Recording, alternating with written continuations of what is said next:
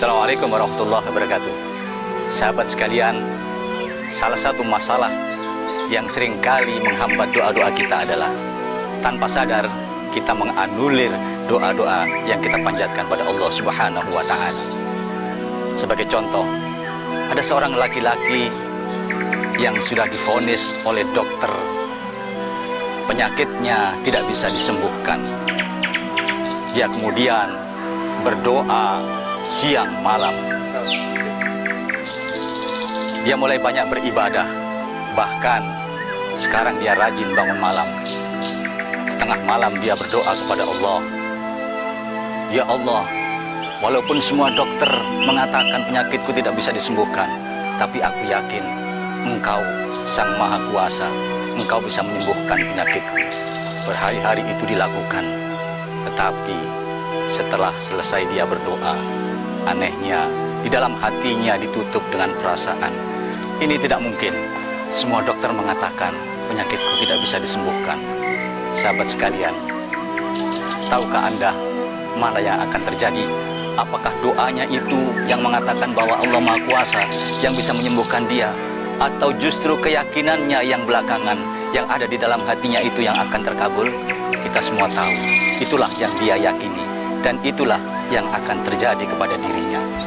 Sahabat sekalian, saya punya cerita yang berasal dari kisah nyata yang dialami oleh bapak saya almarhum beberapa tahun yang lalu.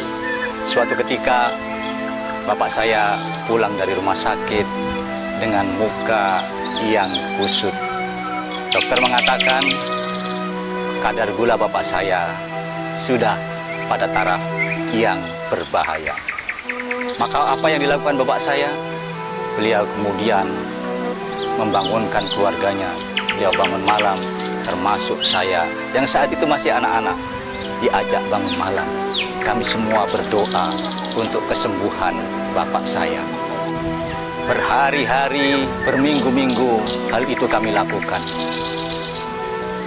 Sahabat sekalian, bapak saya punya kebiasaan, kalau sehabis melakukan sholat subuh berjamaah, beliau kemudian menyalakan radio untuk mendengarkan kuliah subuh. Hari itu, seperti biasa bapak saya mendengarkan kuliah subuh, dan rupanya di kuliah subuh itu sang penceramah bercerita bahwa penceramah itu baru saja terkena sakit yang sama dengan yang dialami bapak saya. Penceramah itu mengatakan bahwa resep untuk menurunkan kadar gula adalah bersumber dari ketan hitam yang dituangi air panas. Setelah dingin, air itu diminum. Begitulah yang dilakukan. Maka hal itu dilakukan bapak saya. Berhari-hari beliau melakukan resep seperti yang diceritakan oleh sang penceramah itu. Dan luar biasa, bapak saya almarhum akhirnya sehat kembali.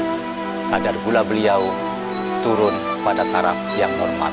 Bahkan dokter pun sampai terheran-heran bahwa bapak saya bisa sehat secara cepat tanpa harus minum obat-obatan. Beberapa tahun hal itu telah berlalu. Saya menemukan kawan-kawan saya, sahabat-sahabat saya mengalami hal yang sama. Maka seorang dokter ahli, saya pun memberikan resep yang sama kepada kenalan, kepada kawan-kawan saya yang kebetulan kadar gulanya melonjak tinggi itu. Tetapi apa yang terjadi kawan-kawan sekalian? Dari semua orang yang saya berikan resep yang seperti dilakukan oleh bapak saya itu, tidak ada satupun yang sembuh. Sahabat-sahabat sekalian, maka barangkali bagi orang lain resep yang dipakai bapak saya itu memang tidak masuk akal. Hal itu semakin meyakinkan bagi saya bahwa Allah bisa menyelesaikan seluruh permasalahan kita dengan cara yang masuk akal, juga dengan cara yang tidak masuk akal. Maka kuncinya sahabat-sahabat sekalian, percayalah bahwa Allah bisa menyelesaikan persoalan-persoalan kita, apapun bentuknya itu, persoalan ekonomi, persoalan kesehatan dengan cara yang boleh jadi masuk akal kita, boleh jadi juga cara itu tidak masuk akal kita. Selamat menunggu keajaiban datangnya pertolongan Allah Subhanahu wa taala. Terima kasih. Assalamualaikum warahmatullahi wabarakatuh.